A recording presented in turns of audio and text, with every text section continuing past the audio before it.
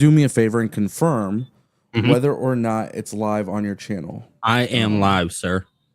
You are live. You can confirm you are live. I can confirm. Okay. Now, can our chat confirm that they can hear us and everything is working well? Because we are trying StreamYard again, and I just want to make sure everything is working. I just want to make sure everything is working good. He said, I just want to make sure we're here and we're good and everybody can see us, hear us, make sure we're live. Yeah, we were just on a little bit of a delay, but we were just trying to make sure the technology was working. Looks like everybody can hear us. All right, good. That's what I like to hear. That's what I like to hear. Shout out to everybody joining us today. My name is Ango. This is Billy TKO. Billy, last night was NXT New Year's Evil. I have a lot to talk about. Yep. There's a lot of things. I'm definitely just like got to talk about. I feel like this was a very newsworthy show. For sure. A lot of good. There was some bad. There's some questions. But overall, you know, we saw Friday Night SmackDown last week. Now we saw Raw. Where are you kind of feeling? What are you feeling with NXT last night? So I know some people feel maybe a tad bit different. I felt the show was done well. I really, just to kind of hint at some of the things that I enjoyed. I really liked the Blake Monroe situation and how they had her exit the building. I thought that was pretty good. I love Izzy Dame winning the NXT North American Championship. I think that's great for her and the character that she's building. It was only a matter of time until she got a championship. It was funny. Ango and I, we spoke about Izzy Dame a little bit yesterday. So it was just really funny. I wasn't expecting that, but they obviously did it. And then the other thing is obviously, I think the big thing that Ango and I are probably going to hit on here momentarily, and that is Obafemi relinquishing the NXT Championship. I was a fan of it, but how it was done, felt it could have been done differently. Yeah, I think that's definitely going to be a controversial discussion. I think there's a lot that's going to be said about it. Quite frankly, I think this is this is where wrestling could be highly debated, right? Like Obafemi vacating the belt, and was it the right way? Was it the wrong way? And I think some people were kind of shocked because I did put out a clip last night, and just overnight, it's done over 20,000 views. And a lot of the comments are actually, hey, Ango, like, I don't rock with this opinion. Like, I'm kind of shocked. A lot of people seem to just really, really disagree with me, which is fair. I mean, I'm okay with that. I people think are going to naturally disagree. It happens. I just wasn't too much of a big fan of the way Obafemi vacated the belt. And the argument that people have made is the fact that I think a lot of people have made the argument that Obafemi is being protected, which I think is very valid and very fair. But we saw him lose to Ricky Saints not that long ago. So while I think that's a great achievement for Ricky Saints, sometimes I kind of just mess with the idea of like, well, why didn't you do it for Leon Slater? Which, by the way, if WWE wants AEW to fall and they want TNA to grow, it kind of would have been cool for Leon Slater to open up TNA on AMC next week. It would have with the WWE NXT Championship. It definitely would have. I would have loved the idea for Obafemi to go on his way out on his back, and they didn't do that. And I think some people are definitely going to disagree. Some people are going to have their own opinions on that, but that's kind of where I felt like they made a mistake. I feel like it should have been Leon Slater winning. And that could have been a big W for TNA, but also a big W for WWE if they do sign Leon Slater at some point. Yeah, no, I mean, here's the census of this is like, I actually hear you loud and clear. And in some cases, I may even agree with you. Like, I think it sucks that Obafemi goes out the way that he did, even though we have seen Obafemi lose. Like, it wouldn't have been the first time. You know what I mean? And are you telling me that you just don't naturally believe in Leon Slater to be the one to defeat him and it can only be a certain person? Or is it that you really don't want this guy to lose because he's going to the main roster and you don't want people to necessarily remember the losses? Like, I don't know if maybe I'm getting a little out of context here, but the truth is that Obafemi relinquishing the championship isn't necessarily the problem, and more of the problem is that the way that it's done, because again, we've seen him lose. Like, I guess that's my biggest problem and my biggest gripe is that it's happened. You know what I mean? And, it could have been Leon Slater. It could have been Ricky Saints. It could have been, whatever name that they wanted to position in that. Dude, you could have had him lose. Like, it just could have been done like that. But I guess now you have the opportunity to where he is going to go up as more of the quote unquote monster type. And we'll probably get some type of tournament for that NXT championship. Yeah, I feel like that's it's an interesting thing, in all honesty. Sure. Like, I think, like, I just think when you look at WWE NXT and you look at Obafemi losing before, it wouldn't have been that big of a deal to lose. Now, one thing that you did talk to me about a little bit off camera, which I definitely agree with you, is the idea or the premise of Obafemi going to SmackDown and costing Drew McIntyre the 3 stages of hell. Yeah. Which I feel like I really, really, really want Drew McIntyre to win the WWE Championship. We talked about it on Monday, yeah. But I would be very happy for Obafemi to go onto the main roster and to literally go after one of the top guys. So my only problem with that, and like my only gripe that I see with that, is like it's Obafemi coming in, and obviously it's great for Obafemi. I think we can both agree on that. But the problem is that it eliminates Drew, and I've actually talked about this in a video. How like, dude, I don't know. And maybe it's the LA Knight situation in the way that that's been, portrayed by the fans and stuff like that. But LA Knight getting opportunity after opportunity after opportunity, and then just it getting pulled away and it getting pulled away again. And then, hey, let's pull it away again. It feels like the same exact thing with Drew McIntyre. So while, yes, I agree, I think the Obafemi thing is awesome and it's going to be great for him. And if he does cost Drew, he's up and he's got this feud with Drew. But where does that leave Drew, and at what stature does that leave Drew? Because for me, and I can only speak for myself in this, I don't know if I'll be drawn to Drew McIntyre the way that maybe I was previously. Yeah. Because he is what you're showing me. He's a loser. You know what I'm saying? Yeah. And if somebody is a loser, why does it make sense for me to invest anything into them? I did it with the LA Knight situation. We've done numerous lives where I've backed LA Knight and said, man, it's his time, it's his time, it's his time. And then they don't give it to me. And I'm like, okay, well, at some point I gotta pull away from this. You know what I mean? Because they obviously don't believe in the guy the way that maybe I do. Yeah. It's the same situation with Drew McIntyre, and it sucks, but that's just what it is. I have an interesting theory as well, which I would love to share. But I think when you look at more specifically in WWE, so like a good example would be Obafemi costing Drew. Mm-hmm. Obafemi should cost Drew in the 3 stages of hell. And then Obafemi and Drew McIntyre should be part of the Final 4 in the Royal Rumble. And then Drew McIntyre takes out Obafemi. And like Obafemi could do this monstrous run in the Royal Rumble where he clears the record. He goes on a Brock Lesnar type of thing. Mm-hmm. He's going to look like he's going to win the Rumble. Drew takes him out. Maybe even Obafemi eliminates Drew and Drew comes back into the Rumble to take out Obafemi. You could do that to build a great storyline. My only problem with bringing Obafemi into the main roster and going after Drew is that you wouldn't want Obafemi to lose the feud, but you also don't want Drew McIntyre to lose the feud. So, and that's the problem. Yeah, like I love the idea of bringing Obafemi into 3 stages of hell and going after Drew McIntyre. It makes a lot of sense. There's a lot of logic there. I like the idea of them eliminating each other in the Royal Rumble or having some major spot there. I just don't like the idea if the move is, let's say, WrestleMania and Obafemi loses. I hate that idea. But even more than the idea of Obafemi losing, I hate the idea of Drew McIntyre losing. And I think you said it best. Like, there's going to be this association with Drew McIntyre that he's just a loser. And I don't really think that's fair for Drew McIntyre, considering the fact that Drew McIntyre is just like one of the top guys who is now constantly putting people over for no reason.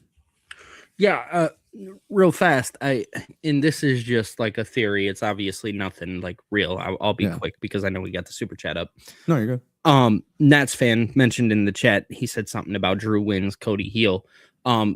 Is there a world that maybe we think like, oh man, what if Oba comes in, tries to cost Drew the match, Cody gets mad and hits Oba or something like that, and then it turns into Cody falling on because he didn't want Oba to be a part of the match or whatever? Does that potentially turn Cody into that heel that we want while also saving Drew McIntyre and giving him the championship? What I do like about that potential possibility is the fact that with Cody right now, and this is like a big thing with Cody, is Cody sometimes when I see him talk to Nick Aldis and I want Drew, and he wanted him unsuspended and all these things. Sometimes I look at Cody as being a little emotional. And when I see Cody being emotional as a character, that makes me think, okay, maybe his head is not on screwed correctly. Yep. And sometimes as a baby face, that could actually really be a fun story because of Cody being the guy where it's like he kind of put himself in that position. I like that. I like that potential story. Now, Mike actually said it best in the chat. He says Cody's not going heel anytime soon. He's in the Cena spot, which I do agree. I do think Cody is going to remain babyface all the way up until WrestleMania. I think we get a double turn at WrestleMania with Cody's match, and I think that's how Cody's going to drop the belt. But I do think it would be a fun possibility. The good thing about this, though, with Oba Femi, with him vacating the belt, it does two things. One, it gets him to the main roster, which I think is important. But two, it establishes this new ground for NXT. And that's what I really loved about Tolino Channel's super chat right here. He dropped 400 Indian rupees, and he says, for me, NXT was like a detox after a strange Raw. The episode was a whole reset like SmackDown. With Oba and Trick leaving, new main eventers can't be billed because Oba and Trick were their ceiling. That stops them from being champ, which is true. I think in the past year, a lot of the focus in NXT was Trick Williams and Oba Femi.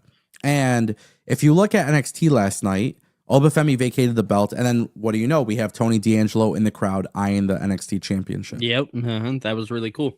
But at the same time, too, when you look at NXT, we do need a crop of fresh talent. And I think there is a very, very big challenge that NXT currently has right now, which is the fact that they really got to fix that men's division. Like, Ethan Page and Ricky aren't going to be there forever. They can't carry it all on their own.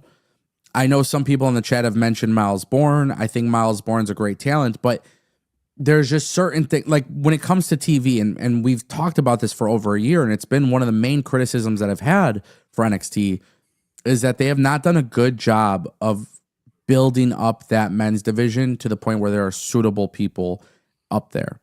And so it did feel like NXT was at a reset, but I feel like that reset has mostly generated a positive response for the women and for the mid card. But for the main event scene, I continue to say this for over a year, it appears to me that's a struggle. And so, look, David Finlay possibly leaving New Japan Pro Wrestling. I don't know if I want to see David Finlay in NXT. I think he's ready for the main roster. Yeah, right away. But I think this is another situation where it's like, hey, he could come into NXT and really run NXT and be the face of NXT for a short period of time until WWE figures it out. Because, and not to keep rambling, I'm sorry, Bill. No, you're good. You're good. But I think one thing that Tolino Channel said really well was like Oba and Trick was basically like they were the ceiling. Like other people couldn't get there because of them on the show. I don't see anybody who's really suited for that top spot. Like Ricky and Ethan are the only two people that come to mind, but they've carried that belt before at a time where it was a struggle. So like we need to get to a point where NXT figures it out like almost immediately. Otherwise, they're in danger. So, yeah, I agree with you. I think that they're definitely in danger of some things if they don't figure it out. And I'll be honest with you, they have the guy to figure it out, and it's nobody that was mentioned. I know like Miles Bourne and things like that. Like they have the guy. I seen him last night on TV, and all I thought to myself is he is the best thing on TV right now. And if WWE does this correctly, and maybe it doesn't happen overnight, and rather maybe it happens, 3, 4, 5 months from now, just whatever it is. I know that they're very high on him. They've shown me that. They're already showing me that. They're positioning him right now really well. The person that I am speaking of is Shiloh Hill. Shiloh Hill strikes me as somebody who can move NXT into the future and really help them. He's somebody that I think a lot of people would find interest in solely based off the person that he is. If you go back, like, I follow him on TikTok and stuff like that, and like I look at his TikTok channel, and he's just like naturally an interesting person. And when you have interesting people, that oftentimes can create interesting stories, right? And I think WWE has an opportunity with somebody like Shiloh Hill to do that. Now, who's next to Shiloh Hill? That I don't know, but I really do believe that Shiloh Hill, for sure, he is the guy to move NXT forward. That's just my thought process on it. I like the potential of Shiloh Hill. I think Shiloh Hill has an extreme amount of potential. And I know what we're talking about is like immediate fix. Well, so the thing is, NXT, this is not the same NXT that was on the WWE network pre-taped. Correct. For an hour back in the day. This is the CW. You need some heavy hitting names. And I see the chat. I see Brian McHattie. He says Jasper or Shiloh. Where is 26 said, what about Josh Briggs? We are talking about a show on a network that is available everywhere. And one of the things that I'm really coming to grips with is that, like, and people could label me a hater, I don't care. Jasper Troy's not ready. No, not at all. I don't think he is either. I seen him in this the segment with Ethan Page and everybody. He does not make me. I'm not a believer in him. Yeah, I don't jump at the fact that Jasper Troy's walking out to the ring. Yeah, and like I just I don't get it. Like, and there's people there in NXT who I would like to see pushed. I think Tavion Heights is a great example of he's showing his charisma and he's really good. He was really fun to watch yesterday. I just think in general though, like even when you see him go, like I look at guys like Charlie Dempsey and Tavion Heights, and I see those guys and I'm like, okay, they're good workers, they're good characters, they have a solid foundation. They would go out there and have bangers, but we're talking about a global television show where you have to have somebody who genuinely fits the mold. The reason why I think Trick Williams and Obafemi worked out so well in NXT was because they did have this aura about them and the way they carry themselves. Yeah. To the point where like Trick Williams shows up on SmackDown and he says he wants to be world champion, and it's like, yeah, it's pretty believable. Like it's like he comes out there and it's like, yeah, it's pretty believable. Perception's reality, Yeah. And I think with NXT, it's like we could talk about the Shiloh Hills and the Tavion Heights and stuff like that. But when you're trying to build the show, it's about finding right now. Yes. And I don't think a lot of these guys are ready now for that position. No. So for the North American Championship, 1,000,000%. There's just guys that I watch in NXT, and this is from my history of watching NXT and Florida Championship Wrestling. And again, I'm not trying to be a hitter, but like Jasper Troy, for example, like he comes out and he's got this big chain, and it's like big tough guy, speed, I bulldozed through LFG. Yeah, bro, but yeah. He said, yeah, bro. Yeah, like it's like, are we sure about that? Like, I don't know. Like, to me, it just doesn't bring excitement. You know what I mean? There's people on the show where it's like I could see their potential, but I need NXT to go and find itself a little bit when it comes to that men's division. And so, yes, Tolino Channel was absolutely correct in the sense that it was a reset, and I agree.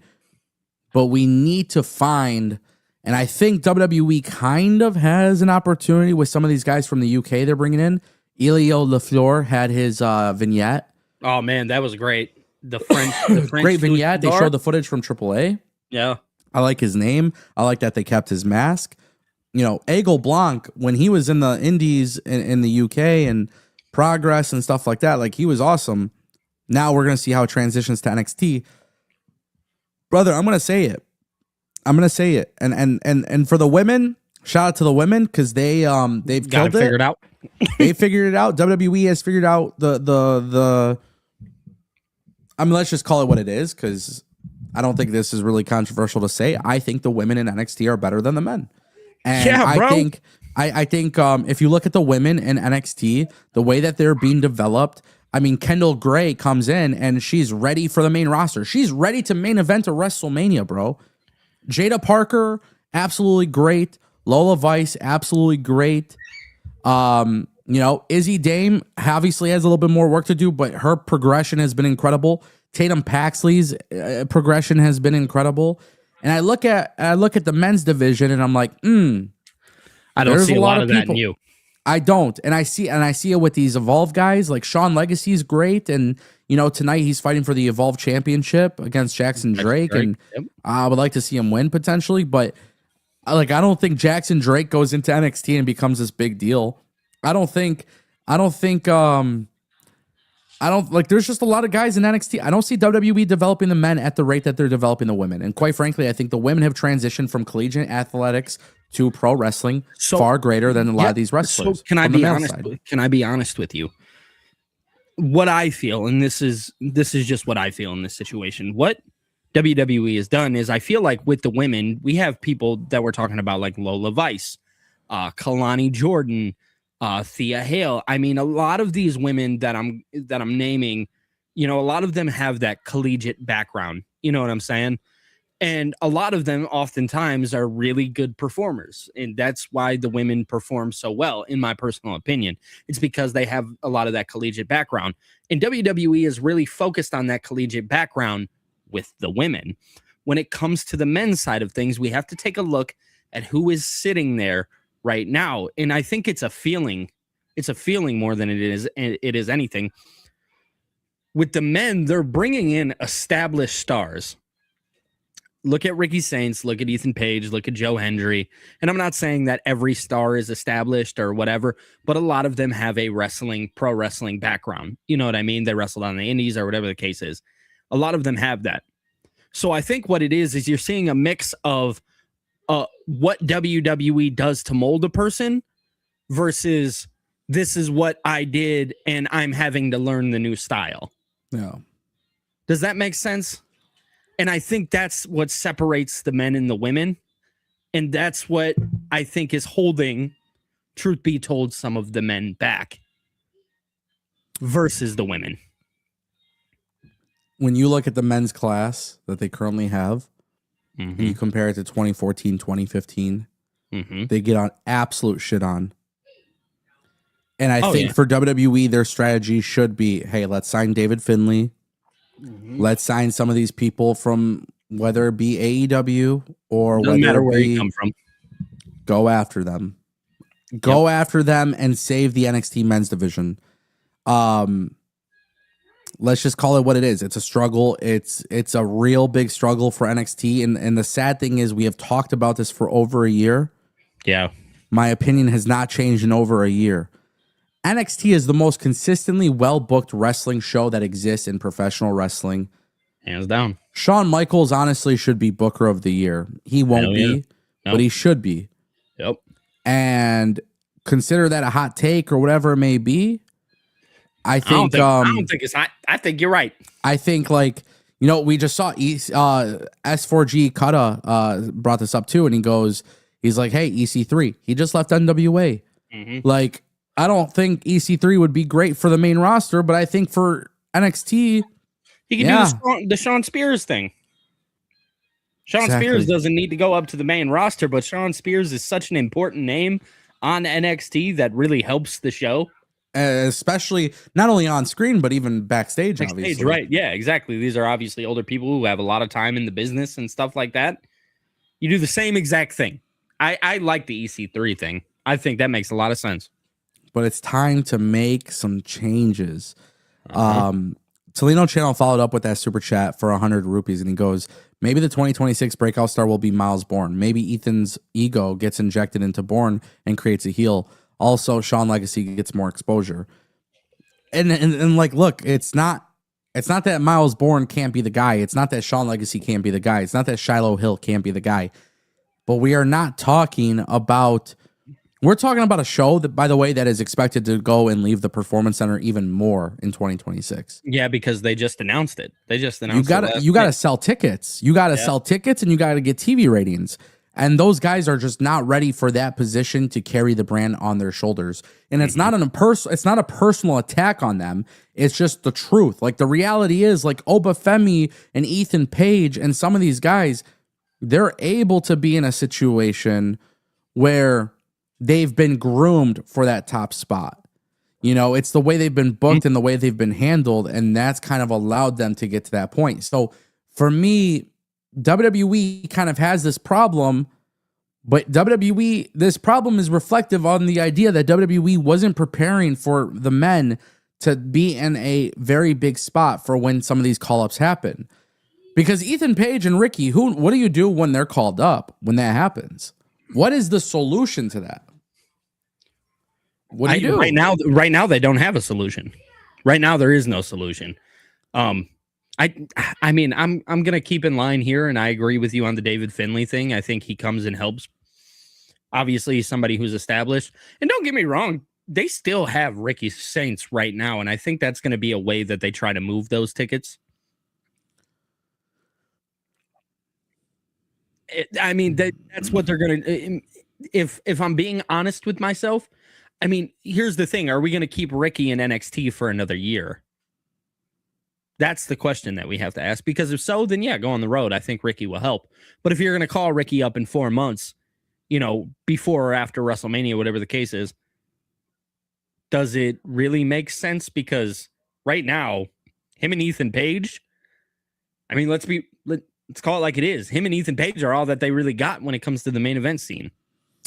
And then it made me think of something a little bit different. We have access to AAA. We have access to TNA. Mm-hmm.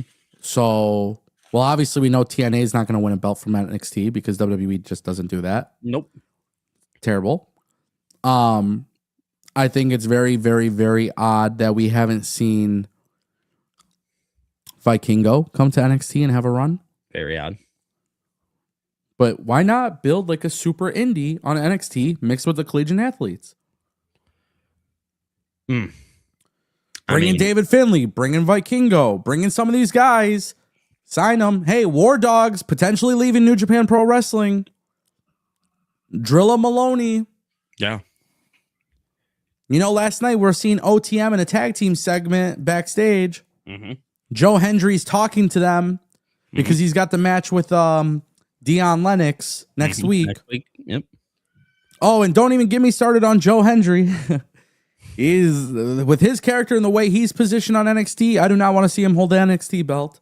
Although WWE will probably give it to him. They're probably going to. I'm just going to keep it a buck. I don't dig it. I don't dig it. Yeah, no, I really don't either. There's numerous names that we can think of and think like, oh, they're positioned or whatever the case is. At the end of the day, it's up to WWE to really figure this one out. And that's what I was going to mention right there. The Zilla Fatu situation. Zilla Fatu, he is also, as great as he is, I think we can all agree, like, Zilla Fatu is amazing. Yeah. I just don't know if, like, he comes in and immediately makes impact. So, this is the thing about Zilla Fatu. Zilla Fatu was attacked by Ricky Saints at a reality of wrestling, Booker T's promotion. Mm-hmm. And so Zilla Fatu was attacked by Ricky Saints. He was a masked man. Yesterday on NXT, we got Ricky Saints cutting a promo, and the crowd is literally chanting Zilla. Now, I don't know if WWE did that to set up the possible debut of Zilla Fatu, but man, if you want to bring some fresh blood into NXT with Oba vacating the belt and these call-ups happening, why not bring in Zilla Fatu? And the nice thing about Zilla Fatu coming into NXT and having that feud with Ricky is that could be Ricky's last thing that he does before he goes to the main roster. And this would be put over him. Yeah, but it's great that Zilla Fatu then doesn't have to be associated with the bloodline, which every Samoan that comes into WWE, people's immediate reaction is, oh, they're going to join MFT or the bloodline. This would be really dope for Zilla Fatu to come in, do his thing, develop under NXT, and grow under NXT and hold it down for NXT. You know what I'm saying? Like, to me, that would be thing you did with Solo Sikoa, put him directly in the bloodline. Dude, do you remember the Street Champ? That shit was so good. I loved it. Yeah, dude. I will say, Solo Sikoa, I know the IWC wants to shit on him, but he is very funny, bro. He makes me laugh on TV. I enjoy Solo. I think all of them, have such good personalities. Like all the Samoans, friggin' Jay is hilarious. Jimmy is hilarious. Like all of them have so much charisma. So I understand like why they're poised and positioned the way that they are. You know what I mean? But like you said, Zilla Fatu coming in and getting that immediate sense of like urgency of, hey, we're not going to put this guy with, you know, the MFTs or the Bloodline because we now want to separate. Yeah. We want Zilla Fatu to be Zilla Fatu rather than Jey Uso with Roman Reigns or Jimmy Uso with Roman Reigns or hell, Tonga Loa. You know what I'm saying? Yeah. That's just how I feel about it. Well, one thing too, and actually, let me do something really quick. Excuse me, because I'm taking a look. Yeah. On StreamYard, and this is giving me a little problem. I'm just turning up your audio a little bit. Oh, is it down? Yeah, but we're good. We're good. I apologize to everybody. My stepdaughter's down there. She stayed home from school today. So if you guys can hear her, I apologize. It's all good, my brother. It's all good. Talk for me really quick. Yo. You can hear me? Loud and clear, hopefully? Loud and clear. Mm-hmm. Okay, cool. So let me touch on Zilla Fatu, right? Yeah, go ahead. So Zilla Fatu, obviously, and I say obviously because I think everybody knows he has a little bit of like a criminal past and things of that. Yeah. The rumor was that maybe that's the reason why WWE hasn't brought him in. Yeah. Now, TKO may have changed their tune to things because obviously we saw Jacob Fatu also come in. But Zilla Fatu should probably come to NXT and is likely coming to NXT. Like, he should come to NXT, but I don't know if that's enough either. Mm-hmm. I don't think one name in its own saves the day. Right. So Brian McHattie says Zilla Fatu, and I like the idea of Zilla Fatu, and I like the idea, especially when you see that Ricky took him out. Yeah. But I still think you got to have David Finlay. I think you got to have Zilla Fatu. Like, so they got to go on a little bit of a signing spree. Yeah, I really do. I think maybe that would probably be the big thing is a signing spree. Yeah. It helps them out in the long run. Like you said, Vikingo is like another name that really helps. There's numerous names between AAA and TNA that can help. So it's all about how they go ahead and position this. I think a signing spree would help. I mean, am I tripping? No. Chat, do you guys agree, disagree? Yeah, I don't think you're tripping at all. Shout out to Brian McHattie. Zilla Fatu is definitely part of the solution. He's not entirely the solution. Right. Adam Myron dropped a $5 super chat. He says, "Hey guys, why not WWE do a NXT title series to crown an NXT champion with the semifinals and finals being held at Stand and Deliver? What do you think?" Man, Stand and Deliver is like what, 5 months away? Yeah, we can't keep the belt off somebody for that long. Stand and Deliver needs to have a champion going into it. That's just like I see what you're trying to say here. I think it would be cool. You know what I mean? If Stand and Deliver wasn't 2 months away or 3 months away. You know what I'm saying? So, I mean, me personally, I would probably say no. I think we do something, maybe the next NXT PLE crown the champion there. Man.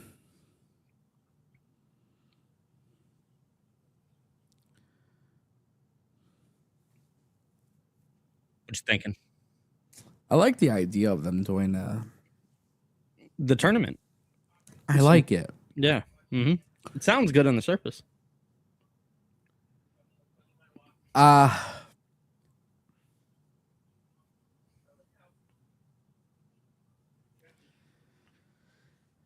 When's the next Worlds Collide? Ooh, let's look that up real fast. I'll look it up.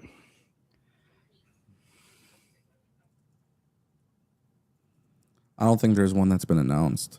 There isn't. There isn't. Yeah, I just saw. No. No official announcement. Nope, not yet. I think the solution for the crowning, do a Worlds Collide. Somebody just said like a G1 style tournament. Who is that? Brian McHattie. Do a tournament leading to Worlds Collide. Let's say March, 2 months. Mm-hmm.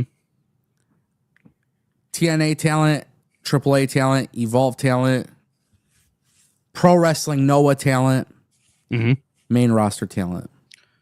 So let me ask you a question. Do you think we're giving NXT too much credit to do something like that? us talking about this, do you think that NXT genuinely could potentially do something like that? Yeah, 100%. Okay. All right. Because something just tells me that they're just going to do like a tournament across like a couple weeks of TV. Oh, for sure. That's always a possibility. Yeah, I mean, because that's what, like in my mind, all I can say is like, yeah, they're going to do like 3 weeks of TV in the next PLE. It's going to be like Ricky Saints versus Ethan Page, or obviously that's not the case, but you know what I'm saying? Like, it's just going to be Ricky Saints or Joe Hendry. You know what I mean? And that'll be your new NXT champion. If these bastards were smart, they would call Steve Macklin in from TNA and give him the world title. Man, he's no longer the international champion. Like, don't get me started on the dropped TNA the International ball on Championship. Steve Macklin a long time ago. You dropped the ball on him. He's obviously, you know, he's found himself in TNA. You know what I'm saying? Why not call him up? Don't get me started on the TNA International Championship. You might have just activated a super rant. Oh no. What did I do? Shout out to Adam for the super chat. Appreciate you, dog. I'm ranting about it. Let's move on. Go ahead. Next week on NXT, the TNA International Championship is being defended by Stax against Shiloh Hill. Sorry, guys. I activated something. Yeah. That's the match that they're doing. Facepalm. I'm so disgusted by this. This pissed me off. Why? Shots fired. Stax being TNA International Championship. Tommy Dreamer, this message is for you. Delirious, this message is for you. Carlos Silva, this message is for you. You have a loaded roster. I understand the business of it. I understand everything. I'm not dumb. I get it. I understand. Stax should not be your international champion. There are too many people way better than Stax, way more entertaining than Stax, way more beneficial for your company that would actually, like, it would benefit your company to have one of those people, like, that are actually better than him carry that belt. Nonetheless, TNA put the belt on Stax. And I get the story that they're doing with Ariana Grace and the NXT Performance Center guys going after TNA. And I see it. I understand it. Whatever. I don't like it because Stax is not even, I don't think he's qualified for that belt. And then I'm watching NXT and I see Stax and Shiloh Hill gets announced for next week for the TNA International Championship. Mm-hmm. And I like Shiloh Hill. But what are we doing here? The TNA International Championship being defended in NXT between two guys that should not be nowhere near this championship. It's not even too deep. It makes me so mad. Wrestling doesn't make me that mad. This makes me mad. That's fair.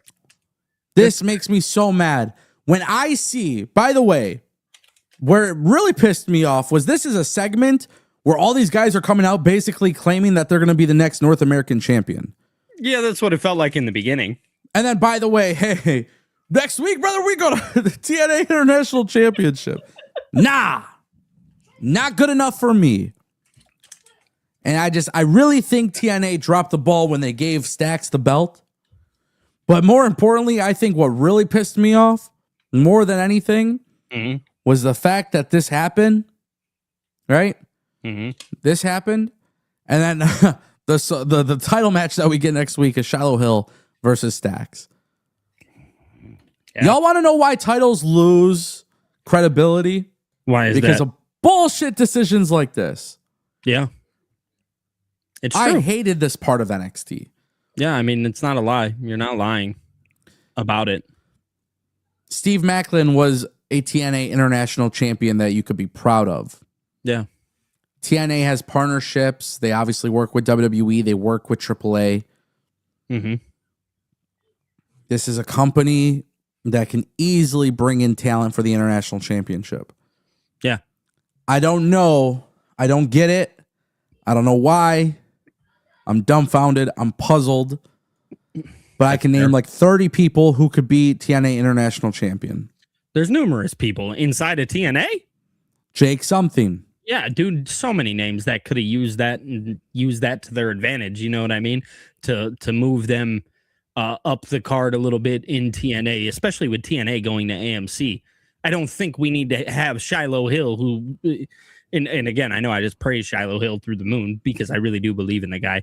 He's talented, bro, but he's not. This is not. No, it's not his realm. It's this. This isn't for Stacks and Shiloh Hill. You know what I mean? And I think that's where WWE maybe made that mistake. And TNA. I can't just put the blame on WWE. It's also on TNA.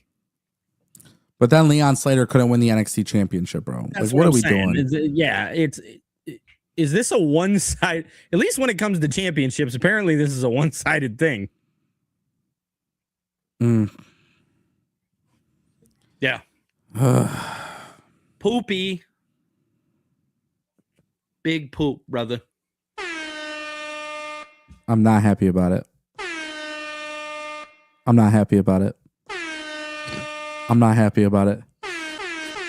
I'm not happy about it. Happy. I'm disappointed. I'm disappointed because I watch NXT and I thought, okay, NXT is really solid. Everything's going well. Yeah. We get this little segment, and I just think to myself, I'm like, really? And I don't know who makes that decision for the international championship to be. No, because you can't like say like, oh yeah, this is it. You know what I mean? Or this is it, or that is it. You know? Yeah, you can't. I can't pinpoint it, but like, man, like I don't. It's tough. It's tough to say. It really is disappointing, bro. Disappointing. For sure. Absolutely. But it goes to show you the problem that we were speaking of earlier with like the main event scene on WWE television for NXT. It's all across the board. It's a night and day difference between them and the women. It's just the women are better. The women are booked better. The women are wrestling better. The women are in better stories. Yeah. It's very, very, very, very, very annoying because after a year of seeing this shit happen the way it's unfolded, it does not get me excited. Like Obafemi vacating the belt is one thing. Mm-hmm. He has to go to the main roster, but they have not prepared for this in a way. Like, I don't know what it is. It's like this crop of talent. It's like they're talented, but they're not ready. Yeah. So then the thing is, you look at TNA, for example, and you got guys like Cedric Alexander who are incredible. You have Steve Macklin, Jake something. And that's just a few. You have more people. I think people even forget like Travis Williams. Oh yeah. Like there's numerous names. There's so many people in TNA where I'm like, oh my God, like Mance Warner, you know, like I just think, damn, you could do so much more. Yeah. And the TNA International Championship is just kind of floating around on NXT between NXT guys. I don't know. And you had Steve Macklin as your champion. Let's not forget that.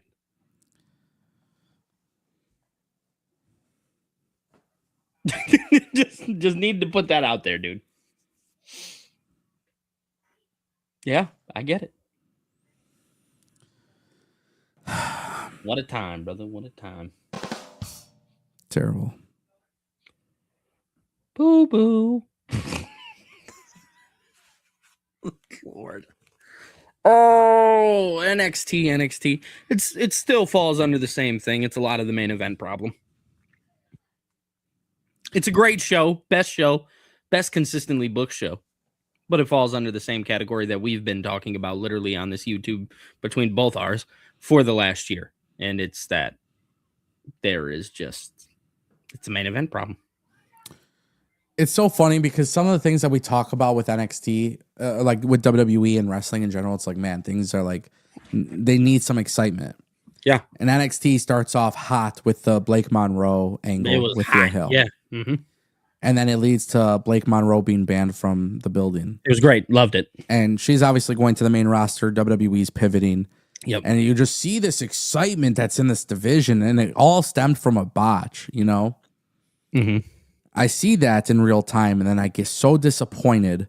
Yeah. Because I'm like, what is it in the men's division, why can't they do these kinds of things? Like, what is missing? What is not clicking? Mm-hmm. When I see Joe Hendry with OTM, I can't take it serious. No, bro, and I love OTM, dude. I'm not sure if you've ever tuned into I know you've tuned into him, but if you've ever sat down and watched one, dude, I'm here to tell you right now, I have pushed, pulled, yelled, OTM. They're going to be a great tag team. They're going to be a great tag team. They're going to be a great tag team. Push them to the moon. Push them to the moon. Push them to the moon. WWE hasn't done it. Why? Now we're putting them a part of this storyline with Joe Hendry. Why? Let them go out there and have banger tag team matches. Why? Why are we putting them up against Chase U? Why?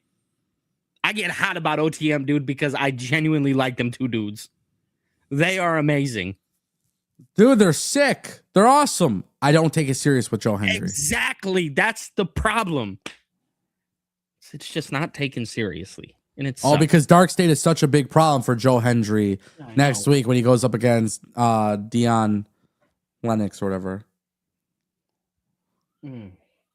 Which, by the way, hey, remember when we were talking about Dark State a long time ago? Oh, bro, don't even get me started. They making it out of the NXT, and you were like, no, they'll be a main roster act. You remember that? What's your thoughts now? What's your thoughts now, Billy TKO? What's your thoughts? Because I feel like I've been right on the money. They're not making it out of it. You can't even say it with a straight face. What happened, bro? They're not making it. They're not going to the main roster, brother. My boy, you gotta breathe. You gotta breathe. Breathe air. All right. Hold on. Yeah, they're not going to the main. They're not going to the main roster, man. You don't think so? Damn, I really did. I was a firm believer in it too. Why is it still a thing on NXT television? Dude, because in the beginning, the idea of it was so dope. How do you not put your eggs in that basket when you see what's happening? It's four guys where they messed up is they didn't solidify a leader. No, I think they solidified it a little bit with Saquon Sugars. Nah, that's hard for me to believe. I don't really know who Saquon Sugars is if I'm a casual watcher. I think you can make an argument that the leader aspect probably isn't the biggest problem. It's just the fact that it's just kind of corny. I don't know. I think all those guys would be so much better if they were just solo. Yeah, for sure. I mean, look at Dion Lennox. Dion Lennox was about to go into some. I thought they should have told that story. Me personally, I was like, oh, maybe they do something with Dion Lennox and Obafemi before they send Oba up. Dion Lennox, I think, is the breakout star of that group. I don't think so, actually. Really? Do you believe it's Saquon Sugars? No, I think it's James Cutler. He's funny. I just don't know if I. It's not that. It's not that. I think he understands. I feel everybody's good. I'm not saying they're bad. No, I just think he's one of those guys where he could kind of like figure it out the WWE way, like the main roster way. Yeah. I see what you mean. Like, I think when you look at him from a character perspective. Right. Yeah. See, and that's where I think, and maybe it's because WWE is kind of like poised and positioned Dion Lennox in that sense, to where they're like, hey, Dion Lennox. And that's a lot of the name that you hear. And maybe I look at it from that standpoint. But I've also seen like he's gotten better with his promos. And obviously he's gotten much better from, the last version that we seen of him, a while ago. So I don't know. Something tells me that Dion Lennox, and I just kind of hold that he may be that breakout star at the end of the day. I like to see people evolve. And this is one of the things about Trick Williams that was really cool. Trick Williams, when he was a babyface, we all knew, everybody said it, Trick Williams is going to be a major star. Yeah. Because we know he could be a babyface. Yeah. And then people were like, why did they turn him heel? Well, because they already know what they have with him as a babyface, but we don't know what he can do as a heel. The greatest thing that happened to Trick Williams was he went to TNA and evolved as a heel. Yeah. To the point where now when he comes on SmackDown, you're like, this guy could be a great heel world champion and a great babyface world champion. I mean, it said Trick Willie. It became believable. For sure. Now, he is not Hiroshi Tanahashi 2010. No. He's not Kazuchika Okada. He's not Speedball Mike Bailey. He's not giving you fucking five-star matches. He has 5-star matches capable. He's capable of it. But he's not gonna like. That's not what you're gonna see out of Trick Williams. Is what my point that I'm making is Trick Williams doesn't need to be that because he has everything else. Correct. He has the intangibles, and so the thing about Trick Williams is we got to see him evolve, and I feel like with a lot of the guys in Dark State, we're still looking at them from an early perspective, from an early stage of where they're at. Mm-hmm. Deion Lennox needs to evolve as a character before I could take him serious as a world champion or a singles guy. I don't think the Dark State group allows for any of these people to really showcase that. Yeah, that's fair. That's kind of the issue with Dark State. But again, this was stuff that we were talking about when they debuted. I was like, hey, I like it and it's going to be fun for NXT, but it's not going to be anything special for the main roster, and they're not going to make it out of the PC. And I believe it's not going to happen. And so when I watch NXT last night and I see Deion Lennox, it's the match is confirmed with Joe Hendry. Mm-hmm. I'm just like, I don't care. But then I watch Kendall Gray go up there and have this amazing match against JC Jane, and I'm like, man, send them both to the main roster, call it a day. Facts. Like, get them up. Like, you could just tell. Right. You could just tell who has it and who doesn't. Yeah, for sure. For sure. You know? Absolutely. Did you have any super chats on your channel? I don't know. I did have one, and it's from Sharon Dye, who says she dropped a $1.99 super chat, and she said, "What is going on?" And she was just saying hello to the both of us. Hi, Sharon. Hey, Sharon. Sharon's great, man. Sharon's always great. Shout out to Sharon. Did I miss any super chats? No. Guys, make sure you get your super chats in. Did we hit goal yet? No, we did not hit goal. We're close to hitting goal, though. Yeah. I want to take a look at the chat, though, because there's some people, like, I thought this was a good take. The Wrestling Old Head said, let Deion Lennox get repackaged for a solo run and have Saquon Sugars go be a star in some matches with Eagle Blanc. Like, that's what I would do. I would do that. Eagle Blanc is coming in as Elio LaFleur. Mm-hmm. Talented guy. For sure. They should just let him and Vikingo wrestle for 30 minutes. For the NXT championship? Dude. He said, yeah, go ahead and give me that. I don't know why. They like, it's not hard, man. It's so easy. Just let people go out there and wrestle. It is easy. How is it that NXT, almost every variation of NXT that ever existed, the main event scene always had great wrestlers and great wrestling matches? Like even NXT 2.0 when Dolph Ziggler was champion and going up against Braun Breaker, those matches were so awesome, bro. So much fun. I remember that. That was a great time. They need to fix it. Mm-hmm. Tolino Channel dropping 100 rupees. He says maybe Lash needs to be with Trick in the future like Booker T and Sharmell. Both are pure entertainers. Well, the nice thing is they have legitimate chemistry because they're like getting married, like they're a real couple. It's a real thing.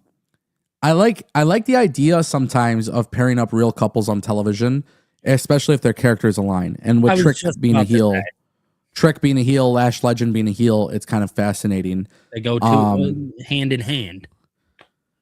She's awesome. Side note, she's very awesome. Lash Legend? Lash Legend is awesome. Oh, bro, I love, it's so funny because so many people give her credit these days. Not everybody gave her credit to begin with. I know, but I remember Metaphor. We were talking about it. Yep. Which, by the way, where the fuck is Noam Dar? He wasn't released from the company, was he? No, I think he's still in WWE. Oh, damn. Where is he? I know he was injured. He had the what was it? The Heritage Cup. How long ago was that? Yeah, I knew he had the Heritage Cup. That was earlier in 2025, man. That was like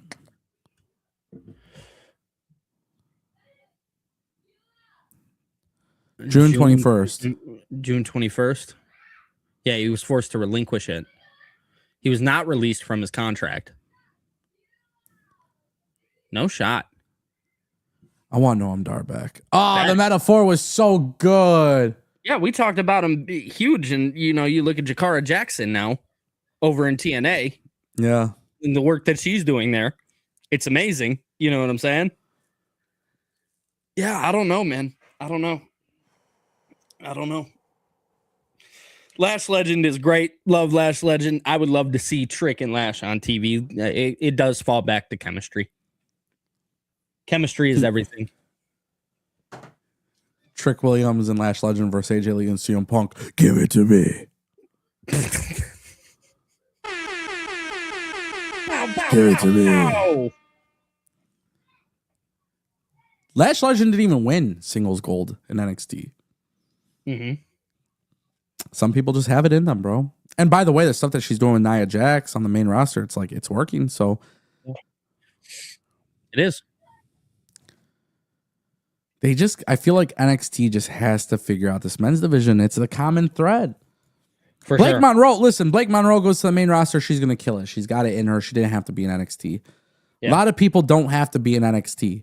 And right now, the issue is a lot of them now, like NXT needed people and couldn't call up the men for a while because they needed the help. Mm-hmm. But now it's too long and you have to call those people up. Right. So we revert back to that problem of like, you gotta freshen things up. Yeah, what do we do now?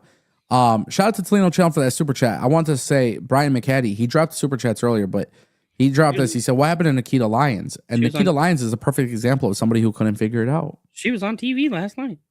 Yeah, man, but she wanted to be. I get what you're saying. She just couldn't figure it out. They used her as a stand-in because they just wanted a whole bunch of women to go out there and act like they want the women's championship, North American championship. But Nikita Lyons, like she went to Evolve, and she just got derailed by injuries, and you can never forget at NXT 2.0. And this is how things change, bro. But perception is reality. She goes into NXT 2.0, and even though she was a little bit green, everybody looked at her and was like, yeah, she's going to be a major hit on the main roster. Like, yeah. But then she got hurt, and she's slower in the ring now, and it's like, and I'm not saying this to be critical of her or to like be a hater or negative towards her, because I think injuries just slowed her down a little bit. For sure. Yeah, she just couldn't figure it out or grab it. But she has charisma and like absolutely, she's got good energy on the main roster. But it's just I don't think she personally has figured that out. And then you got to think. So she was in NXT 2.0 killing it, but then what happens? WWE brings in a crop of new talent. Julia, Stephanie Vakir, Jordan Grace, Zarya, Sol Ruka. Yeah, it's like she was never going to compete with them. Bro, like we literally have a segment with Sol Ruka and Zarya backstage, and Sol Ruka, great storytelling, little tidbit, by the way. Like literally Fatal Attraction or whatever the fuck they're called, Fatal Influence. They're backstage, and Sol Ruka makes a comment like, oh, something about the title, and I love it because JC Jane and them were like, well, like they made the comment because Sol Ruka was talking about the world championship for herself and not being considerate of her tag team partner. It was like a nice little tidbit that they had because they're constantly teasing the split of Zarya and Sol Ruka. Yeah, it's been and the thing is, like, Sol Ruka and Zarya are both ready for the main roster. Absolutely. So look at Sol beat Bailey. So look at Nikita Lyons, for example. It's just everybody's passed her up. Everybody's passed her up. There's just a crop of talent. Lola Vice is killing it in AAA right now, and she could come to NXT and be the world women's champion. But she's been passed up. It's just like put her on the main roster, let her do main roster in AAA. Yeah, why not? You know. It's just the way the thing is. It's like there's a timing thing, and for the women, it's a lot harder to get over than I think the men because that's way more competitive. Yeah. Richard put in the chat. He says, "Give me Colby Carino, David Finlay, and Bullet Club War Dogs." And it's like I think that's a very big possibility. I think Colby Carino does come to NXT. People forget that Colby Carino was expected to go to NXT, and then he ended up having some sort of issue that prevented him from it, and then he went to NWA.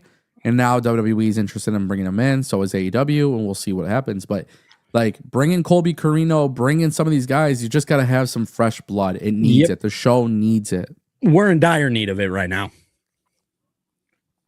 That's just the honest truth. It just has to happen. It just has to happen. Yeah. 1000% agree. One more super chat until we hit super chat goal. Can we hit it? Who's going to make it happen? Hit the goal, man. Let's hit the goal. Zach Pack said, is Zarya ready? Because I want to see her as a heel before she moves up. She's been ready. Right. I was about to say, I mean, you can have her turn heel and maybe that, it's just another cool tidbit that you get out of her because I think she'll play the heel role really well. But which is probably what they do, by the way, Zach Pack. They probably do turn her heel before she moves up. I don't think they'll move her up right away. Versus Soul, I think they'll move up once the Zarya feud is done. So the good thing with Zarya is all these other women have been called up. The Jordan Graces, the Julia, Stephanie McKeers, like all these people. These top names have been called up. So when you need her to hold the belt, like, dude, she's gonna hold it down. Yeah. She's gonna hold it down. She's gonna be a great champion. For sure. Absolutely she will be. We hit our super chat goal. Shout out to Brian McCaddy dropping a $5 super chat. He says, thoughts on Danhausen and his possible link to NXT. I cannot believe I have not even thought about Danhausen yet. He's still technically under contract, to my belief. He's definitely going to be going out of AEW. They added, didn't want to be there. They froze his contract, things of that nature. Danhausen is a guy that can immediately go to the main roster and be a comedy character that it does extremely well. I look at Danhausen as a great comedy character and a great asset to WWE. Yeah. Any company, but to WWE, like I see it right away, right off the rip. Yeah. It makes a lot of sense. Now, with that being said, Danhausen coming to NXT does not fill the void of the main event scene, but I think it adds a little bit more intrigue to the show itself. To the show itself. Like it's an addition. I want to see Danhausen in a split personality character. That would be so cool. I would love it where he's serious and he's also comedic and you don't know which side you're going to get when you watch the show. Dude, I need a segment with him and CM Punk. Super bad. I mean, it would be... I just need to see it. To me, I feel like that's a no-brainer. Yeah, dude. Absolutely, it's a no-brainer. Oh, WWE, you have an opportunity to do something potentially. He just adds so much value as a character from the character perspective of things. Like, dude, he's a great character. I remember at one point, I don't know if it was WrestleVotes or somebody had reported like, oh, WWE sources are kind of like hit or miss on him. Like, what is there to be hit or miss on? You guys had Great Khali and Santino Marella doing segments together, and people didn't understand it, but it was funny. Right. Danhausen's a merchandise mover. You sign him, you bring him in, and you do stuff with him and Mr. Iguana. Oh my god! And you do stuff at AAA and him and R-Truth. But you bring him into NXT first. Yeah, have a little bit of fun with it. Yeah. It would be fun, man. It would be. It would be. Yeah, Pepsi Phil. Oh, interesting super chat. Shout out to Brian McCaddy for the $5. Thank you. Adam7899 dropped a $5 super chat. Would you send Montez Ford to NXT like Balor did twice to prove himself as a singles competitor? You know, I think this is an interesting question. I love Finn Balor's original NXT run. I love. Yeah, the first one was amazing. When he came back and we all thought maybe he was joining Undisputed Era, he did the heel turn thing. Like that was fun. Yeah. That was awesome. Didn't he face Karrion Kross for the NXT title? I think so. I feel like he did. Yeah, 2020, right? Yeah. Yeah. That was good stuff. I think Montez Ford, if he's going solo, you don't do it in NXT. No, I think you do it on the main roster. He's already established in that sense. You know what I'm saying? Yeah. Like, I don't think you have to send him back to NXT. I don't think you have to send either of them back to NXT, if you want me to be honest. Angelo Dawkins has made himself too. I remember when they were wrestling, people were sitting there saying like, "Oh, Angelo Dawkins, he's the sidekick to Montez Ford." He completely erased that narrative when they, Triple H really took the helm of power. They erased that narrative completely. And I love it. I love it. So yeah, I don't think they need to go, down to NXT to establish themselves. I think they both could have singles, Montez Ford is somebody I could potentially see in the main event if you do it correctly. Angelo Dawkins, maybe you give him a mid-card run and then eventually a main event scene run. Right now though, yeah, I don't think they need NXT. It's so funny. Montez Ford is such a great talent. Mm-hmm. And I definitely believe that he would be a phenomenal talent as a singles guy. I think very highly of Angelo Dawkins, and he would be really good as a singles guy. Yeah. I almost like the idea of sending Angelo Dawkins to NXT to basically pull like a Trick Williams, Carmelo Hayes thing. Yeah, sure. Because when they were together, it was great. And then obviously Carmelo and Trick both benefited from going solo. Mm-hmm. And I think Angelo Dawkins going to NXT could actually be a very fun way to keep him in the main event scene. Yeah, so if you want to keep him in the main event scene, yeah, sure. Why not? People, I don't think, realize how good Angelo Dawkins is as a character, but also as a wrestler. Like people I just wonder what we're going to do with them now, considering that we haven't seen them on TV. I think they have something planned, but we'll see. Time will tell. Shout out to Adam for the super chat. Zach Pack coming in with a $4.99. Got boys with another super chat. If WWE NXT is in the star making business, shouldn't we at least give them a chance to make new stars? Brother, that's the issue. You can't make them new stars once the spot fills up. You have to make them new stars before then, so when the spot opens up, people want to see it. So I agree. But that's the failure that they've had in over a year. NXT doesn't get a lot wrong. NXT does not get a lot wrong. But what NXT gets wrong is that they have not put themselves in a situation, they have not put themselves in the position to prepare talent after the call-ups to fill the void. Yeah. It was to the point where last year we were live and we were talking like, man, the only thing that's saving them is the fact that TNA is involved in this partnership because it's bringing in some talent. Yeah. But for example, TNA, this is a great example. TNA has done such a great job booking AJ Francis in the mid-card that if they wanted AJ Francis to go to the main event scene because they were struggling to build the main event scene, he has been built up properly as a heel for so long now, for the last 2 years, that it would be believable for him to be in the main event scene. Correct. Yeah. That's what TNA has done correctly. And they've done it better than NXT has. Yes. NXT has not done that. Yeah. To the point where we're saying once again, a year later, we need to freshen up talent, so add people from AAA or TNA or something. Because I forgot who dropped the super chat. Maybe it was Tolino Channel. But Miles Bourne could be the guy. For sure. You just have to position him correctly. But the thing is, what has he been doing beforehand to really give him that? We see his potential, but what have they done on television to say, hey, this is your guy? Nothing.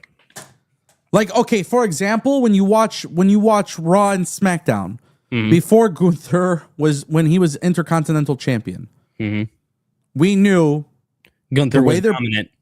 They built him up as this dominant creature. He's going to go to the main event scene. To the point where now when he taps out John Cena like a little bitch, it's believable. It's the same thing that they're doing with Obafemi right now. Because 100%. Regardless of what anybody thinks, Obafemi is positioned. He's massive, you know what I mean?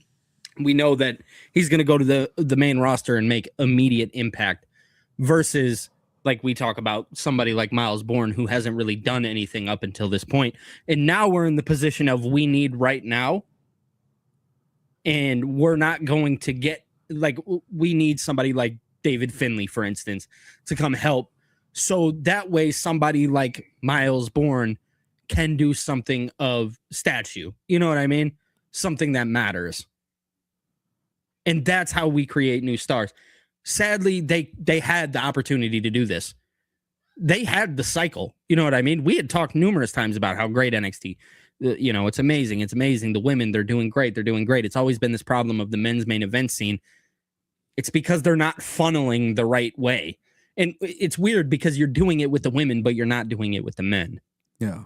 It's really weird. And I think it goes back to, in the beginning of the show, what I talked about, of we have a certain type of, performer with the women, and then you have certain type of performers with the men. That's what it comes down to, in my opinion. Some people are more believable than others. Yeah. Yeah. It's all about preparation, and I think WWE was better prepared for the women and not for the men. Correct. In NXT.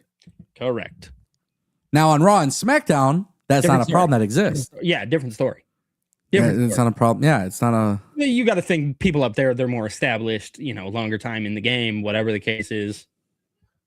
That's not to say every single person has a longer stretch in the game than somebody in NXT, but let's be real. A lot of people on Raw and SmackDown, they've obviously had more time, more stretch to establish themselves, things of that nature. I think that was, what a great episode for NXT, but it's a great episode that continues to have an underlying problem. Correct. We're just continuing on this path of one problem sits like right under the belt. You know what I'm saying? It's crazy, man. Yeah, it is. Well, I think that's the perfect way to conclude, unless you have anything else you would like to speak of, my friend. No, sir. That is all I have for today. Appreciate you having me, dude. Of course.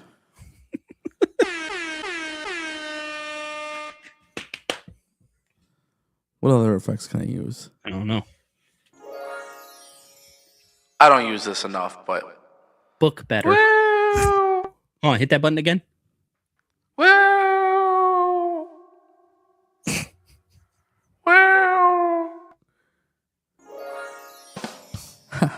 Better booking. Better booking. 1-800-CALL-ANGO. Yeah, right. I don't know. Definitely a good episode of NXT. A lot of positives coming out of it. Like I said, I know we harped a lot on the one negative, but it kind of becomes a little frustrating. For over a year now, we're talking about the same problem that exists, and it's just like, and I think we've talked about a lot of solutions too, and I think Brian McCaddy brought it up with Zilla Fatu, like that helps too. For sure, dude. There's so many people that can help, but the problem gotta is make some signings. We can't allow this to continuously be the case. So that's very true. You can't allow it to be continuously the case, but just you got to remember, like Ethan Page was hot shotted, Ricky Saints was hot shotted. Yeah. You bring in Zilla Fatu or David Finlay or whatever, you're going to hot shot them. That's fine. Right. But that's what I'm saying. You have to let people start building their name up behind them. Yeah. Exactly. And, that was the only real negative that I had for the show. Me too. Aside from Stax and Shiloh Hill getting announced next week. I will 1,000,000% bury that next week because Stax, his promo, by the way, with Ariana Grace was so cringe. I'm surprised you didn't shit on me for that. You remember when I talked about how good Stax was going to be after the Tony situation? Yeah. You know what, bro? You. Dead serious, because you did. That was you. Oh, yeah, it was. Oh, so cringe, bro. Yeah, bro, it's bad. It's so cringe. Bad. I am 0-2 for this NXT shit, dude. That was so cringe, dog. Oh, so cringe. Yeah, it was no good. He grabbed his nutsack and he's like something about a big package. Yeah. Cringe, dog. Cringe. You're the dude. You sound like the dude in high school that like literally like hit your peak in high school. Yeah, bro. Yeah, it's no good. It's like not good, bro. I really had faith in Stax too. Oh, you know what?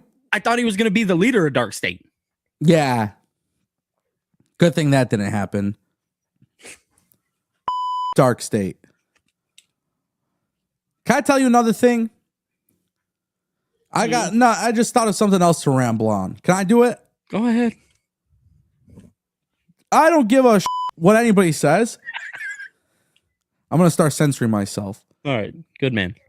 Tony D'Angelo eyeing the freaking title. Mm-hmm. He's got this new character and he's so ominous. He's so in the background. He's just chilling. He's like looking around. But what is he really freaking doing? Nobody knows. That's where we're at with Tony D'Angelo. This dude was a star in 2.0 and now he should be on the freaking call-up scene. Oh. He should be called up to Raw or SmackDown. Get him the out of NXT, bro. Straight up. What are we doing here? Yeah. Tony D'Angelo is going to save us with the NXT Championship. He's going to get championship reign and then feud with Stacks again. Get the out of here.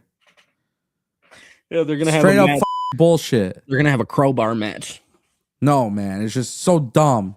Who got the bigger package? You know what I'm saying? So dumb. It's so dumb. Oh, Lord. You sat there. Stacks is going to be the man. Now he's grabbing his nutsack with Ariana Grace, and you got Shiloh Hill's tooth falling out on her. I want to be North American champion. Leave Shiloh Hill alone. I won't tolerate the slander. Shiloh Hill is somebody I'm extremely high up on. I think he is great. Mm-hmm. He should not be competing for the TNA International Championship. It's the most literally dumb bullshit I've ever seen. That's fair. That's fair. It makes me so mad. That shit makes me mad. Yeah, that's all right. That honestly makes me mad. Bro, after this, I need you to go drink some water. Calm down. I got it right here. Okay. Got me sweating. And then Jasper Troy coming out. I bulldozed through LFG. Lord. Yeah. Lord, I hope nobody's watching of significance. Ango's over here burying the show. I'm the WWE Speed Champion. His promo was ass. Hell yeah, that shit sucked, bro. It was terrible. I like his black hole slam though. It is dope. But yeah, no, I'm the NXT Speed Champion. You're not the only one who held championships in 2025. I did not like that promo. It was very beneath Ethan Page. Ethan Page is like a John Cena, CM Punk in NXT. Absolutely. Ethan Page is so good. But him getting frustrated made a lot of sense. All these guys coming out one by one. Tavion Heights. I like Tavion Heights a lot. I would like to see him pushed. But my God, just I look at this men's division sometimes and I'm like, okay. Yeah. I don't know. For the first time in my life, I'm looking at what they're doing in the performance center, training these men, and I'm like, yeah, they ain't got it. They don't got it. We haven't figured it out, brother. They don't got it. Then I don't know. Norman Smiley, Matt Bloom. I don't know what you guys are doing out there. You got some great talent out there, but y'all got to fix that, bro. You guys got to fix that. This is a huge difference between the days of Sami Zayn and Hideo Itami and Finn Balor. Bro, that we're not there no more.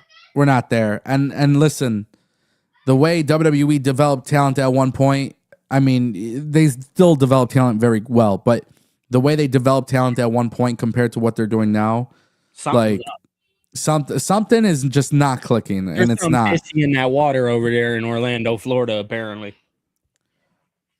The thing is, man, these people just like, the problem is this, man. You got a lot of people in NXT and there's just certain people who are better than others, dog. I don't know what to say. Absolutely. There's just a lot of people. Obafemi came into NXT and it was like, yeah, he's fucking main eventer. Like, okay. But then you got Cal Dixon who shows up and you're like, okay, what? Like, I don't know, man. I'm not trying to shit on it, but it's just it's a frustrating thing because for over a year, I talk about how great NXT is, and it is. And yesterday's episode was so fun to watch. It's amazing. But it's just a problem that I cannot ignore, and I'm not going to shut up about it. Yeah. So every Wednesday when we go live at 12 p.m. and we talk about NXT, I'm just telling you guys, like, if I don't see a change, I will continue to do it because it just makes me so upset. It makes me so upset. Mm-hmm. And listen, on Fridays when we go live at 12 p.m. to talk about TNA, if I see Stacks holding that fucking TNA International Championship one more fucking time, I'm going to be also upset. You got Jake something on your roster, and you got Steve Macklin on your roster, Jason Hotch, who has been killing it. Mm-hmm. Like, there's just so many people in TNA who should be holding that belt. And you know what's even funnier? If you wanted an NXT talent to hold it, then why not have a really good wrestler do it? Man, why not? You know, Stacks is making out with his girl like he's hooking up with Ariana Grace in the ring like we're about to get an Edge and lead a live sex celebration. Yeah, talk about Corny. My package. Corny as. I'm not a believer in Stacks. I'll never be a believer in Stacks. You almost gaslit me a year ago into it. I almost became a fan of him. I thought I was seeing your vision. Bro, because it made sense at the time. I saw your vision, my ass. I did not see it. My eyes were poked out of my head. All I'm saying is this. I'd have done better with the Stacks character. He ain't that good, bro. I'd have done better with the Stacks character. He ain't that fun to watch, that's for sure. He could have been. No. He could have been. He ain't that good, dog. He's not right now. No. Your argument is valid. He could have been. He could have been. The solution. Rant time. The solution would have been putting him in a meaningful storyline, not surrounding him with Charlie Dempsey and Tyreek and the other guy and all those NXT jobbers going after TNA. Yes, they messed up. There was a certain way to do it, and they didn't do it right. Oh, he's fighting with his father-in-law. Oh, he's banging Santino Morella's daughter. Oh, he's so cool, bro. You're so freaking cool, bro. Like the guy who peaked in high school. He peaked in high school, bro. He's actually, honestly, the thing about Stacks, though, if I'm being honest, he's probably a cool guy. I don't think his character translates well on TV. Yeah. I really don't. And then I think even from a wrestling perspective, like when you saw Stacks, and I hate this because I know it was an NXT thing, but when you look at the family, you know, with like Tony D'Angelo and them, I love this. Yeah, I love the group. I really love the group, and I love the vignettes. And I go back to the times when they feuded with Legado del Fantasma. And I think about that, and I'm like, man, like Stacks was good there. For sure. Stacks was good there. But for me personally, I couldn't be in this realm of like, this is not working for me. I don't know. I can't sit there and say it's working for me. No, it's not. It's not. And if he wasn't holding the TNA International Championship, then maybe I would be like a little bit forgiving. It's the fact that he's a champion while doing this. And it's like, oh, well, now there's a match with him and Shiloh Hill. Yeah. I get you. I get what you're saying. Oh. Yeah. Oh. I'd have done better with him.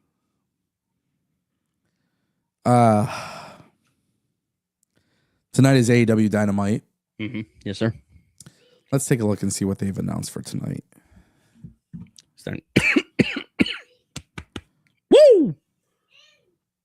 Was World's End last week or 2 weeks ago? 2 weeks ago. Yeah. Or no. Time.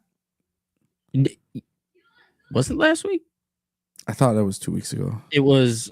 Yeah, because last week he brought out the Triple B. Yeah, so it would have been Sunday or Saturday.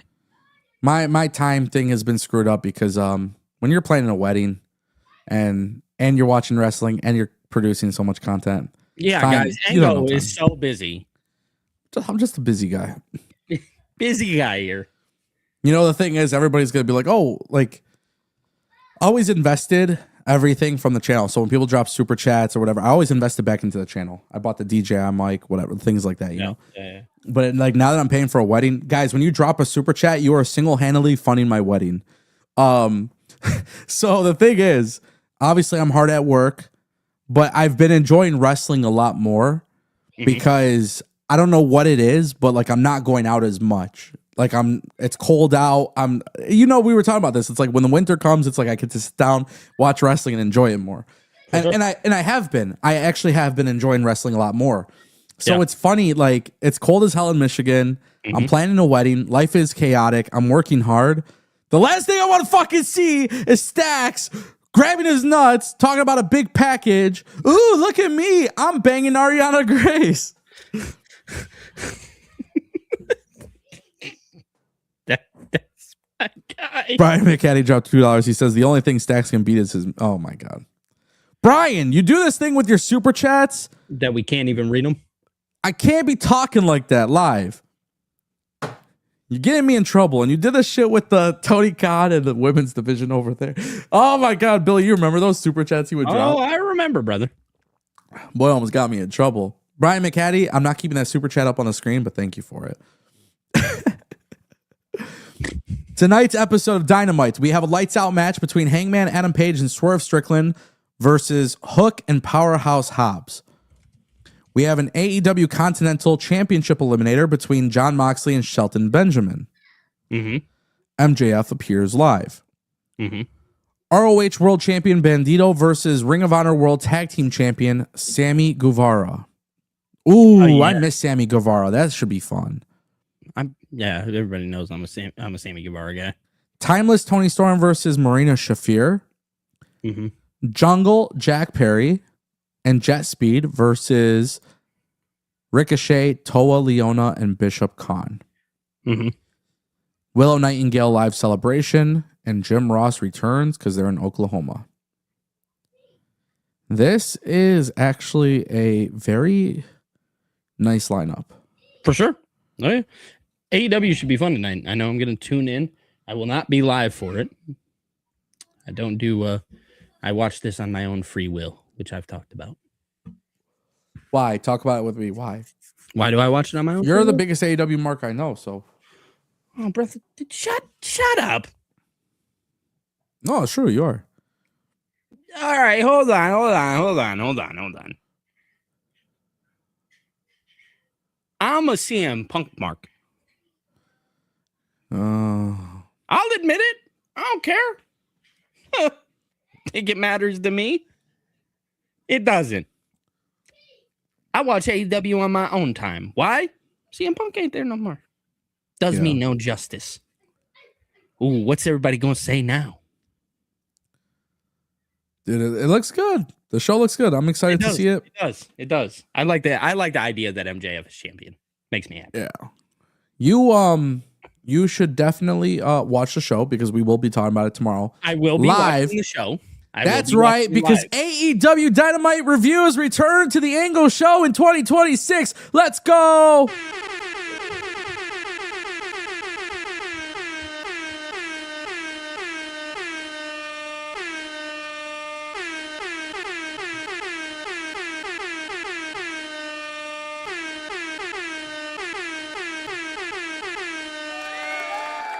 Ladies and gentlemen, thank you all for watching. I appreciate you all for being here. Make sure you guys check out Billy at Billy TKO. Make sure you guys click subscribe, do all that good stuff. Thank you to everybody who helped us with the super chats today. We smashed the goal. Brian McCaddy, Zach Pack, Adam7899, Adam Myron, Tolino Channel. Thank you all for your contributions to the show. Definitely appreciate it. Make sure you guys check out Billy at Billy TKO. We'll be back tomorrow at 12 p.m. talking about AEW Dynamite.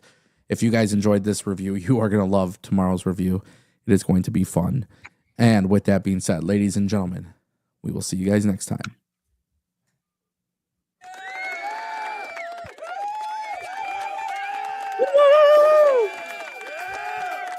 Ride us out, brother. Ride us out.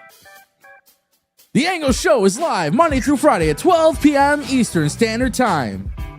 Make sure you click that subscribe button and ring that bell. This way you never miss a live stream. Wrestling news on the daily. You can also follow The Angle Show live on TikTok at AngoPW. My name is Ango. The show is co-hosted with Billy TKO, self-proclaimed Triple H's biggest fan. If you guys want more videos, you know where to go. We'll see you guys next time. Peace.